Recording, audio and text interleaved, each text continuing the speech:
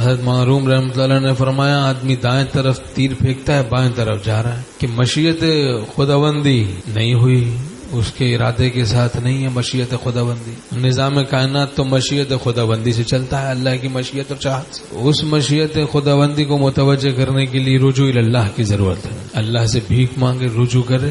حضرت تھانوی رحمۃ اللہ نے فرمایا نظام کائنات تو سبھی جانتے ہیں مشیت خداوندی سے چلتا ہے، اور اس اللہ کی مشیت خداوندی سے دو چیزوں کو بہت قرب ہے، تقوی اور دعا۔ دو چیزوں کو اللہ کی مشیت سے بہت قرب ہے۔ تو جو لوگ تقوی کا اہتمام کرتے ہیں اور دعاؤں کا اہتمام کرتے ہیں، اللہ کی مشیت ان کے کاموں کے ساتھ متعلق ہو جاتی ہے، پھر ان کے کام بنتے چلے جاتے ہیں۔ اور حضرت تھانوی رحمۃ اللہ نے فرمایا کہ دعا کا درجہ تدبیر سے بڑھ کر ہے، چونکہ اس کو تقدیر سے بہت قرب ہے۔ دعا کا درجہ تدبیر سے بہت بڑھ کر ہے، چونکہ اس کو تقدیر سے بہت قرب ہے، تقدیر سے بہت قرب ہے دعا کو۔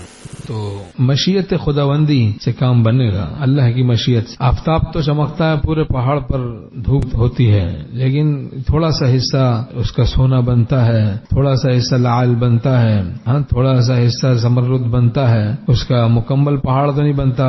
وہ شکایت کرے پہاڑ کہ بھئی میں نے بھی مجاہدہ کیا ہے، میں نے بھی دھوپ کو برداشت کیا ہے، سورج کی گرمی کو برداشت کیا، لیکن کیا بات ہے کہ میں لعل نہیں بنا۔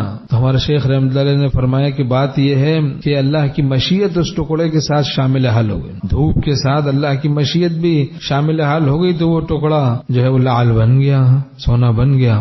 تو اللہ کی مشیت ولولا فضل اللہ علیکم ورحمتہ ما زکا منکم من احد ابدا ولکن اللہ یزکی من یشاء۔ اگر اللہ کا فضل نہ ہوتا اور اس کی رحمت نہ ہوتی تو تم میں سے کوئی بھی پاک نہ ہوتا، لیکن اللہ جس کا چاہتا ہے تزکیہ کرتا ہے۔ تو فضل اور رحمت اور مشیت کی سخت ضرورت ہے۔ تو ہمارا شیخ رحمۃ اللہ فرماتے تھے روز دعا مانگو اللہ سے، یا اللہ میں آپ کے فضل سے آپ کا فضل مانگتا ہوں، آپ کی رحمت سے آپ کی رحمت مانگتا ہوں، آپ کے فضل و رحمت سے آپ کی مشیت مانگتا ہوں، چاہت مانگتا ہوں کہ آپ چاہ لیں ہمارا تزکیہ ہو جائے، آپ چاہیں ہمیں یہ کرم آپ کا، ورنہ ہم چاہنے کے تو قابل نہیں۔